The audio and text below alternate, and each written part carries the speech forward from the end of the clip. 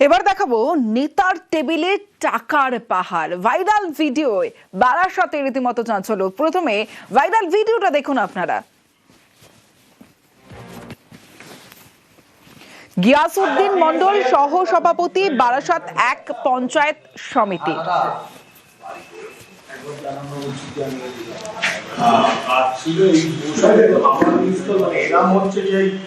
আর সেই নেতার টেবিলে থরে থরে সাজানো টাকার পাহাড়। বারাসাতে নিয়ে চাঞ্চল্য। বারাসাত ১ নম্বর পঞ্চায়েত সমিতির সহ সভাপতি সেই নেতার টেবিলে টাকার পাহাড়। কিসের টাকা? এত টাকা কেন নেতার টেবিলে? জানবো। জিয়াউল আলম রয়েছে আমার সঙ্গে। জিয়াউল, কি জানা যাচ্ছে? দেখো, নেতার টেবিলে নেতা বসে রয়েছে এবং তার সামনে টেবিলে রয়েছে বান্ডিল বান্ডিল টাকা, অর্থাৎ টাকার পাহাড়ের পাশেই বসে রয়েছে নেতা। কোন নেতা? বারাসাত ১ নম্বর পঞ্চায়েত সমিতির সহ সভাপতি গিয়াসউদ্দিন মন্ডল। ফলে এই ছবি কিন্তু ইতিমধ্যে ভাইরাল, এবং ভাইরালের ফলেই তার স্পষ্ট দাবি যে সবটাই চক্রান্ত করা হচ্ছে। এই ছবি অনেক পুরনো। ২০২২-এর অগস্ট মাসে এই বারাসাত ১ নম্বর পঞ্চায়েত সমিতি এলাকায় মুরারি বলে একটি এলাকা, সেখানে গ্রামবাসীদের এই টাকা, অর্থাৎ জমি সংক্রান্ত ব্যাপারে সেই টাকা সেখানে রাখা ছিল এবং তাকে ডাকা হয়েছিল। তিনি যেহেতু রাজনৈতিক দলের নেতা, তাকে ডাকা হয়েছিল, ফলে তিনি সেখানে বসেছিলেন। সেই টাকা তার নয়, কিন্তু সেই ছবি ভাইরাল, ইতিমধ্যেই চাঞ্চল্য ছড়িয়েছে বারাসাত ১ নম্বর পঞ্চায়েত সমিতি এলাকায়। তার কারণ এই নেতার পাশেই রয়েছে থরথর টাকা, এবং টাকার পাহাড়ের পাশে বসে রয়েছে নেতা। অর্থাৎ সবটাই টাকা কিন্তু এই মুরারি গ্রামে এলাকার মানুষের টাকা, জমি সংক্রান্ত ব্যাপারে সেই টাকা।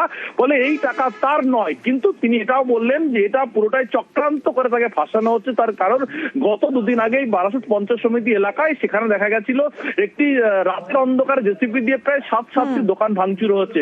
তাদের সমর্থন করেছিলেন, অর্থাৎ কেন ভাঙা হবে, তাই তাকে ফাঁসানো হচ্ছে। গিয়াসউদ্দিন মন্ডলের বক্তব্য যেমন শুনবো, কটাক্ষ করেছে বিজেপি, শুনবো।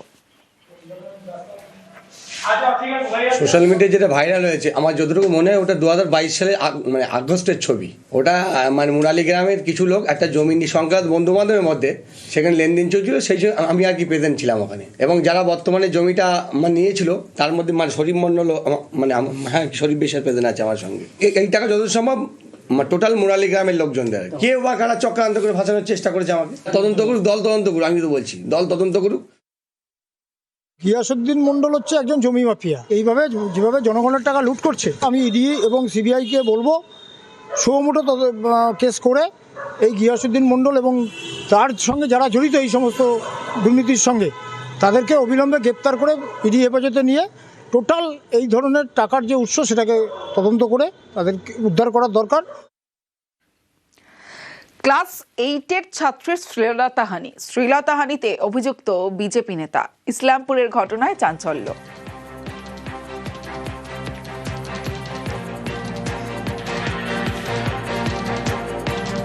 আমরা প্রথম থেকে বলে এসেছি, ক্রিমিনাল যে হয় সে ক্রিমিনালই হয়। সে যদি কোনো অন্যায় না করে থাকতো তাহলে সে চোরের মতো পালালো কেন? এখানেই প্রমাণিত যে সে জেনে বুঝে কাজটি করেছে। ভারতীয় জনতা পার্টি কখনোই অন্যায় সাপোর্ট আমরা করি না, এবং আমরা প্রশাসনকে একটা লিখিতভাবে জানালাম, যদি এবার গ্রেপ্তার না হলো পরবর্তীকালে আমরা কিন্তু একটা বৃহত্তর আন্দোলনে যাব। আমাদের দল বলতে একসময় করতো, কিন্তু আমরা তার এই বিভিন্ন অনৈতিক কাজের জন্য কিন্তু আমরা আগেই তাকে সাসপেন্ড করে দেওয়া হচ্ছে।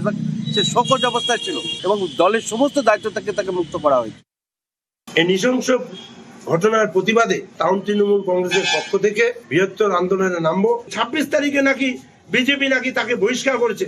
কেস লঞ্চ হলো কালকে, ২৬ তারিখে বহিষ্কার। তার মানে তারা চেপেছিল, তারা এটা চুপে চাপেছিল। আমার মনে হয় তারা কোথাও প্রশ্রয় দিয়ে রেখেছে, তারা কোথাও লুকিয়ে রেখেছে। তাই প্রশাসনের কাছে আমি দৃষ্টি আকর্ষণ করছি, প্রশাসন শীঘ্রই যাতে আসামিকে উদ্ধার করুক।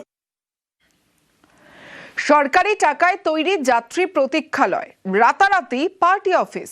বীরভূমের লাভপুরে সরকারি তহবিল থেকে তৈরি 2টি যাত্রী প্রতীক্ষালয় পার্টি অফিস হয়ে গেল রাতারাতি। দেখুন, ইন্দ্রজিৎ রুদ্র রয়েছে আমার সঙ্গে। ইন্দ্রজিৎ, এটা কি করে হলো? রাজনৈতিক যারা ব্যক্তিত্বরা রয়েছেন তারা কি বলছেন? দেখো, আমি যেটা বলে রাখবো, বিজেপির পক্ষ থেকে কিন্তু ইতিমধ্যে লাভপুরে যিনি বিডিও তাকে কিন্তু লিখিতভাবে অভিযোগ করা হয়েছে। যদিও তৃণমূলের পক্ষ থেকে যেটা জানানো হয়েছে, তৃণমূলের যিনি ব্লক সভাপতি তিনি যেটা জানিয়েছেন যে সরকারিভাবে তাদের কাছে অভিযোগ যখন জমা পড়েছে, তারা সরকার যেটা করছে করুক, আর দলীয়ভাবে যে বিষয়টা সেটা তারা দেখছে। যদিও কিভাবে হলো এটাই এখন সব থেকে বড় প্রশ্ন, কারণ যে সরকারি যে প্রতীক্ষালয় সেটা কিন্তু 26 সালে যে জানুয়ারির 1 তারিখ সেখানে সেই দিনটাই কিন্তু পরিবর্তন হয়ে যায়, এমনটাই কিন্তু দেখা গেছে লাভপুরের এই জায়গাতে। বেশ,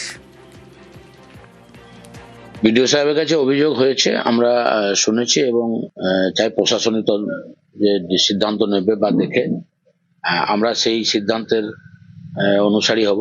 এটা যেহেতু আর এই ব্যাপারে দলকেও জানানো হয়েছে, দলও একটা সিদ্ধান্ত দেবে, সেই মতো সামনের দিনে তার সিদ্ধান্ত কার্যকর। ব্যাপারটা হচ্ছে যে ওদের তো এমনি তো সর্বস্তরই সবসময় অভিযোগ থাকে, দলের তো ওদের এমনিতে পায়ের তলা মাটি নেই, একটা সংগঠনবিহীন, সব ব্যাপারে ওদের অভিযোগ থাকে। প্রশাসন যেরকম সিদ্ধান্ত নেবে তারা দেখে, তো সেই সিদ্ধান্ত আমরা মেনে চলবো, এইটুকু।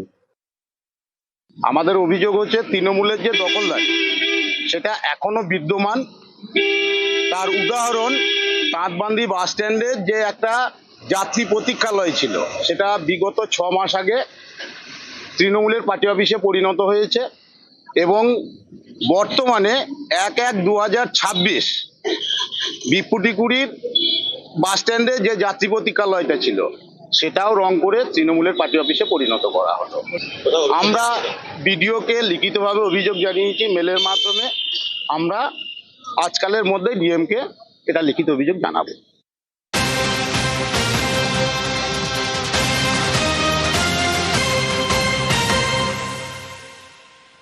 ব্যান্ডেল কাটোয়া আপলাইনে ট্রেন চলাচল বন্ধ, বাঁশবেড়িয়া স্টেশনের কাছে বিপত্তি, আর তারপর ফলে চুচুড়া স্টেশনে 3 নম্বর প্ল্যাটফর্মে দাঁড়িয়ে কাটোয়া লোকাল। কোথায় বিপত্তি, কি সমস্যা হয়েছে, কতক্ষণ ধরে ট্রেন চলাচল বন্ধ জানবো। সোমনাথ রয়েছে আমার সঙ্গে। সোমনাথ, দেখো, আমি এখন এই তোমার সেই বাঁশবেড়িয়া স্টেশনে রয়েছি। বাঁশবেড়িয়া স্টেশনে যে 2 নম্বর রেলগেট রয়েছে, সেই রেলগেটে ট্রেন যে হাওড়া থেকে কাটোয়া যাওয়ার যে ট্রেন ছিল, সেই ট্রেন হঠাৎ করে এই প্যান্টোগ্রাফ ভেঙে যাওয়াতে প্রায় 1 ঘন্টার উপরে যে যাত্রীরা অনেকক্ষণ অপেক্ষা করে। তারপরে যারা লাইন দিয়ে দেখা যাচ্ছে যে কখন এই ট্রেন চালু হবে, এই কাটোয়া লোকাল কখন চালু হবে, সেটা অনেকে যারা যাত্রীরা আছে তারা জানতে পারছে না। এই লাইন ধরে ধরে তারা বাঁশবেড়িয়া যে স্টেশন রয়েছে পাশেই বাঁশবেড়িয়া স্টেশন, অনেকটা লাইনের পথে তারা হেঁটে হেঁটে যাচ্ছে, এবং অনেক এর পরে যারা চুচুড়া স্টেশনে ট্রেন দাঁড়িয়ে রয়েছে, ব্যান্ডেল স্টেশনে ট্রেন দাঁড়িয়ে রয়েছে, বিভিন্ন স্টেশনে এই কাটোয়া লোকালে যে লোকালগুলো তারা দাঁড়িয়ে রয়েছে। এবং এই ট্রেনের যে প্যান্টোগ্রাফ কখন কাজ শুরু হবে, এবং ইঞ্জিনিয়ার এসে দেখছে কখন এই কাজ শেষ হবে, সেটাও তারা জানতে পারছে না যাত্রীরা।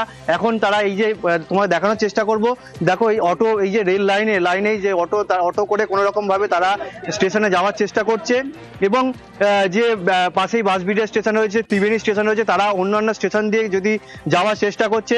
যে যাত্রীরা রয়েছে তারা সমস্যার মধ্যে পড়েছে। তামস্বী, সোমনাথ, একটা বিষয় জানতে চাইবো যে প্রায় 1 ঘন্টার উপরে ট্রেন চলাচল বন্ধ, রেল কি জানাচ্ছে কতক্ষণে স্বাভাবিকভাবে ট্রেন চলাচল, এবং সপ্তাহে ছুটির দিন হওয়ায় তারপরেও তো আমরা দেখতে পাচ্ছি যাত্রী হয়রানিটা রয়েছে এখনো পর্যন্ত।